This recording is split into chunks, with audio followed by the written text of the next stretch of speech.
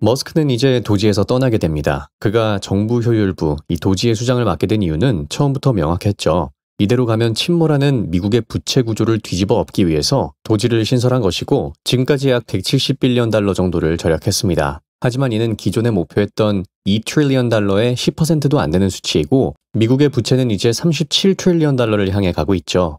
도지에서 떠나기 일주일 전 머스크가 올렸던 트윗을 볼 필요가 있습니다. 머스크가 이 구조 개혁에 있어서 또 다른 화력을 넣어줄 준비를 하고 있는 게 느껴지는데요. 분명 도지는 미국의 파산을 지연시키는 데 큰 기여를 할 것이지만 궁극적인 문제 해결을 위해선 극단적인 생산성의 향상이 필요하다라고 하죠. 자, 극단적인 생산성의 향상이라면 바로 떠오르실 겁니다. 테슬라의 로보택시에 더해 옵티머스가 있죠. 또 극단적인 생산성에 서포트를 해줄 수 있는 요소가 있습니다. 바로 효율성인데 이 부분을 팔란티어가 지금 맡아주고 있는 상황이죠. 지난주에 뉴욕타임즈에서 팔란티어의 미국 정부 계약권 급증에 대해서 크게 다뤘었는데요. 지금 펼쳐지는 그림을 볼 때 장기적인 비전을 가지고 투자해야 된다는 기업이 있다면 테슬라와 팔란티어가 되지 않을까 생각합니다. 이 두 개의 기업은 국가 전략 자산의 면모도 갖춰나가기 때문입니다.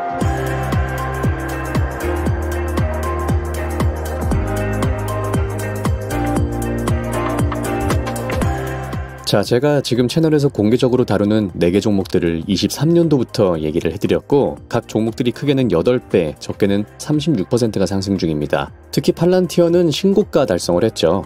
이후 저의 팬딩 멤버십을 시작하고 지금 집중 분석하고 있는 총 4개의 종목 중 힘센 헐스는 벌써 2배가 오른 상황이고요. 나머지 종목도 충분히 25년 현재까지의 시장을 이긴 성과를 보여주고 있습니다. 뭐 여러 개 종목을 나열하고 그 중에 옳은 것만 언급하는 거 아니냐라고 하실 수 있는데 그게 아닌 실제 제가 현재 투자하고 있는 8개 기업에 대한 저의 첫 언급 시점을 기준으로 해서 수익률을 말씀드리는 겁니다. 실제로는 제가 더 이전에 투자를 시작하고 있어서 더 높은 수익률을 보고 있는 상황이죠. 제가 말씀드리고 싶은 것은 기회는 항상 있고 이렇게 상승하는 종목들, 이 포텐셜이 있는 기업들에는 일관된 패턴이 있다는 것입니다. 그 패턴을 정리한 저의 첫 번째 클래스 10배거 알고리즘을 공개합니다.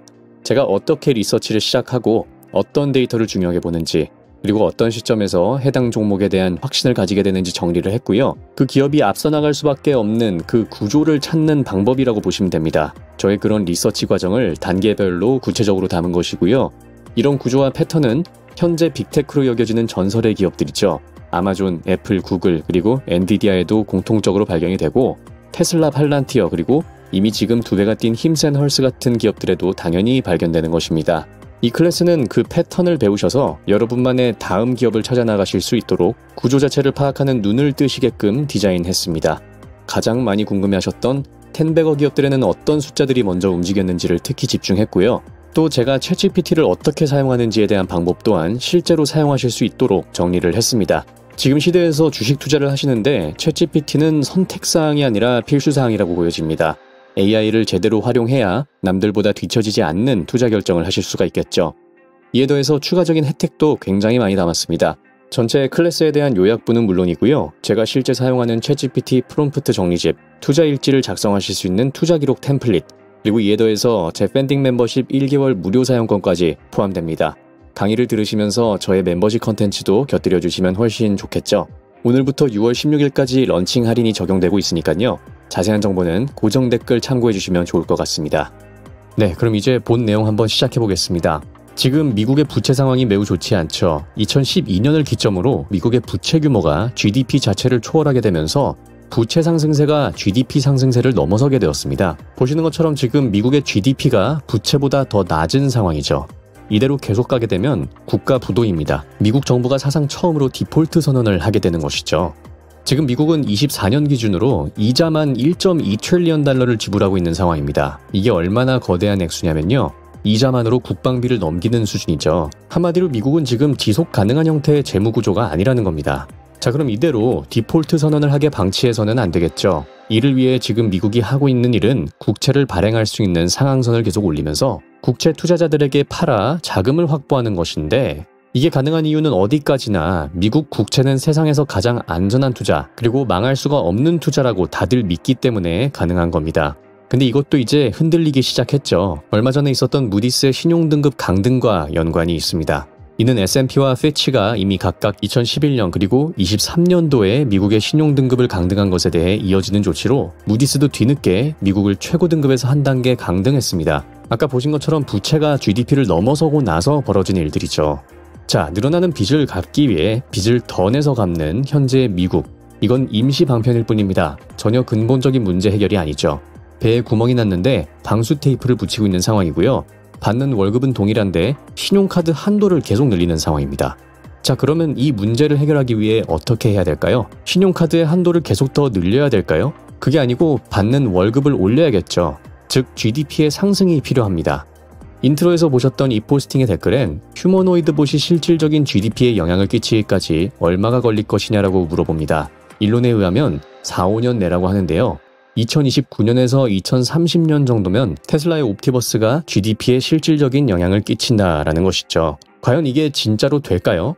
이것을 보기 위해선 일단 지금 로봇들이 다른 공장도 아닌 왜 자동차 제조업에 투입되고 있는지를 주목해봐야 합니다. 지금 테슬라는 물론이고요. 미국의 스타트업 피규어도 BMW의 로봇을 파견 보낸 상태이고 현대의 아틀라스 또한 마찬가지죠. 자동차 제조 라인에 투입되려고 하는 상태입니다. 2020년 기준 자동차 제조업은 노동자 한 명당의 연간 부가가치가 29만 2천 달러 정도였습니다. 이는 미국의 제조업 평균인 12만 달러보다 2.4배 정도가 높은 수치죠. 그만큼 자동차 제조업은 자본 집약적이고 부가가치가 큰 산업입니다. 자, 그럼 이 자동차 산업에서의 노동자 한 명의 부가가치가 연 29만 달러라는 것을 봤을 때 로봇이 한 대가 추가된다면 약 연 29만 달러어치의 부가가치가 투입된다고 보실 수 있겠지만 로봇과 사람은 많이 다릅니다. 사람은 밥도 먹고 휴가도 가야 되고 주말도 쉬어야 되기 때문에 1년에 약 260일을 8시간씩 일을 합니다. 대략 2080시간 정도이죠. 하지만 로봇은 365일 일을 할 수 있고 매일 4시간 정도의 충전 시간을 제외한다면 하루에 20시간 정도는 일을 하게 될 것입니다. 그러면 1년에 약 7,300시간으로 사람이 창출하는 것보다 3.5배 더 많은 부가가치를 창출하게 되겠죠. 그러니까 자동차 제조업 기준이었던 29만 달러를 잡고 본다면 테슬라 옵티머스 한 대가 창출할 부가가치는 매년 약 100만 달러 정도가 되는 것입니다. 물론 유지보수 비용이 더 있을 수 있겠지만 이 정도 계산으로 옵티머스 한 대가 창출하게 될 연 부가가치가 대충 가늠이 갑니다. 자, 이게 실질적으로 GDP에 영향을 끼칠 것인가, 즉 로봇과 노동력의 추가 투입으로 인해서 GDP가 올라간다는 가설이 사실일지 궁금하실 겁니다. 근데 사실 역사를 본다면 이런 비슷한 상황이 벌어진 적이 한 번 있죠. 2차 산업혁명 막바지 때입니다. 전기동력을 활용한 산업용 로봇이 등장하기 시작했고요. GM 같은 기업이 산업 로봇을 제조 라인에 투입시켜 자동화를 이뤄냈죠. 동시에 2차 세계대전이 끝나고 1946년부터 시작된 출산율의 급증, 즉 노동력의 급증이었던 베이비부머 세대의 시작이 겹쳐지게 되면서 GDP가 매우 가파르게 성장합니다. 당시 미국의 부채 증가율과 GDP 성장률을 나란히 놓고 보면 확연하게 지금과는 다른 모습이죠. 지금은 역시 부채 증가율이 GDP의 증가율보다 훨씬 높다는 것을 볼 수 있습니다. 특히 09년도에서 14년도까지 5년 동안 부채가 49%가 상승했는데 GDP는 21.6%밖에 성장을 못했죠. 가장 최근인 19년도에서 24년을 보더라도 부채는 56%가 상승하는 동안 GDP는 35.4%가 성장했습니다. 과거에는 이게 아예 달랐다는 거죠. 61년도에서 66년도에 부채가 10% 상승하는 동안 GDP는 자그마치 44% 성장했습니다. 아예 반대의 모습이죠. 이게 바로 문제라는 겁니다. 자, 궁극적인 문제를 해결하기 위해선 극단적인 생산성의 향상이 필요하다는 게 바로 여기입니다. 일론 머스크는 지금 21세기 버전의 산업혁명을 다시 일으키려고 하는 것이죠. 일론은 2025년까지 5,000대에서 1만 대, 26년까지는 5만 대에서 10만 대, 그리고 27년까지 50만 대에서 100만 대까지 생산을 하겠다고 얘기를 했습니다. 자, 아까 살펴본 자동차 산업에서의 연 부가가치로 환산을 한다면 이 정도 숫자가 나오죠. 2027년 정도로 접어들게 된다면 꽤나 유의미한 숫자가 된다는 것을 보실 수가 있는데요. 24년도 GDP 기준에서 무려 1.7에서 3.5%나 차지하는 엄청난 숫자입니다. 물론 지금까지 한 모든 얘기는 테슬라의 옵티머스가 실제 인간 수준의 움직임으로 일을 할 수 있다라는 가정하에 벌어질 얘기들입니다. 옵티머스가 실제 인간이 하는 일을 똑같이 수행할 수 있을지는 각자 판단해봐야 될 부분이겠죠. 당연히 저는 가능하다고 생각하는 것은 물론이고요. 여기서 한술 더 떠서 그 시기가 생각보다 빠를 수 있다라고까지 봅니다. 이렇게 겨우 느리게 걷는 모습으로 시작해서 거의 사람에 근접한 춤을 추는 수준까지 3년도 안 걸렸던 것을 감안한다면 말이죠. 로봇이 GDP에 유의미한 영향을 끼치기까지 4, 5년이 걸릴 것이라고 한 일론 머스크의 머릿속에선 아마 이런 비슷한 그림이 그려지고 있지 않을까 생각을 해봅니다. 자, 근데 엄청난 사실을 하나 더 알려드리자면 미국의 이 재무 구조를 아예 바꾸려는 이 어려운 도전에 직면한 테슬라는 혼자가 아니라는 점입니다. 바로 팔란티어가 있기 때문이죠. 테슬라는 무에서 유를 창조해내고 있는 상황입니다. 말 그대로 생산성을 위해서 새로운 개체들을 탄생시키고 있는 상황인데 이 생산성을 증폭시켜줄 수 있는 하나의 첨가물이 있죠. 바로 효율성입니다. 팔란티어는 엄연히 따지면 무에서 유를 창조한다고 볼 순 없습니다. 이미 존재하고 있는 시스템의 연결고리들에 윤활제를 발라주는 방식, 서로 올바른 소통을 할 수 있게 데이터를 통합하는 방식으로 효율성을 증폭시키는 것인데요. 실질적으로 따진다면 거의 무에서 유를 창조하는 수준이긴 하죠. 팔란티어의 고객사들이 하는 단골 멘트가 있습니다. 우리 비즈니스가 겪고 있는 문제를 해결해 주었고 수억 달러의 비용 절감을 볼 수 있었다라고 하죠. 최근 있었던 미국의 주택담보대출 기업 페니메이에선 평소 60일 정도가 걸리는 이 주담대 사기 탐지와 관련된 조사가 팔란티어가 도입되고 나서는 몇 초, 이 몇 분 몇 시간이 아닌 몇 초 만에 완료되었다고 얘기를 합니다. 자, 실제로 팔란티어가 기업들에게 얼마만큼의 경제 효과를 가져다 주는지 연구를 한 포레스터 리서치의 연구 자료가 있는데요. 팔란티어 파운드리가 가져오는 경제 임팩트라는 제목의 연구 자료입니다. 인터뷰에 응한 익명의 기업 총 4곳이 있는데 이들의 비용 절감 사례를 종합하고 평균치를 내서 모델링을 해봤을 때 기업이 팔란티어를 도입하고 나서 보게 되는 평균적인 비용 절감액은 3년간 약 3억 4,500만 달러입니다. 1년으로 나누게 된다면 매년 1억 1,500만 달러의 비용 절감 효과를 보게 되는 것이죠. 이렇게 기업이 금액을 아끼게 된다면 다시 추가적인 생산성에 재투자가 될 수 있는 요소로 앞서 말씀드린 이 생산성 증폭의 뼈대가 되는 것입니다. 이 10개 기업이 팔란티어를 도입한다면 매년 1.15빌리언씩, 100개가 도입하게 된다면 매년 11.15빌리언 정도의 비용 절감 효과를 보일 수가 있다는 것이죠. 자, 여기서 끝이 아닙니다. 팔란티어는 이제 인간의 개입을 더 줄여줄 수 있는 기업이 자율적으로 운영될 수 있는 사이버네틱 엔터프라이즈의 시대를 지향하며 움직이고 있고요.